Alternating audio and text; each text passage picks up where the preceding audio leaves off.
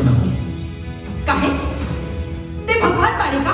खेसारी लाल यादव की बहुत बड़ी फिल्म डंस पूरी तरीके से ऑडियंस के बीच में कमाल करके दिखाया है। इस बीच डंस 2 का अनाउंसमेंट भी हो चुका है। जब डंस फिल्म का लास्ट हो रहा है उसी जगह अनाउंसमेंट किया जा रहा है डंस 2 कमिंग सून। तो आज के इस वीडियो में देखते हैं आगे की स्टोरी कैसे बढ़ेगी, डंस 2 में कैसा सीन होगा और शूटिंग वोटिंग का क्या कुछ मैटर है। उससे पहले चैनल को जरूर सब्सक्राइब कर लेना। तो बिना टाइम वेस्ट किए बता ही देते हैं कि डंस 2 का शूटिंग कंप्लीट हो चुका है। बहुत सारे लोगों को लग रहा होगा कि भाई अभी तो सिनेमा घर में डांस चल रहा है, शूटिंग 2 कंप्लीट कैसे? तो कंप्लीट हो चुका है। बस खेसारी लाल यादव का थोड़ा बहुत काम है, डबिंग वबिंग वो हो जाएगा तो बाकी सिनेमा अगर हिट हुआ डंस तो जल्दी डंस 2 रिलीज़ किया जाएगा।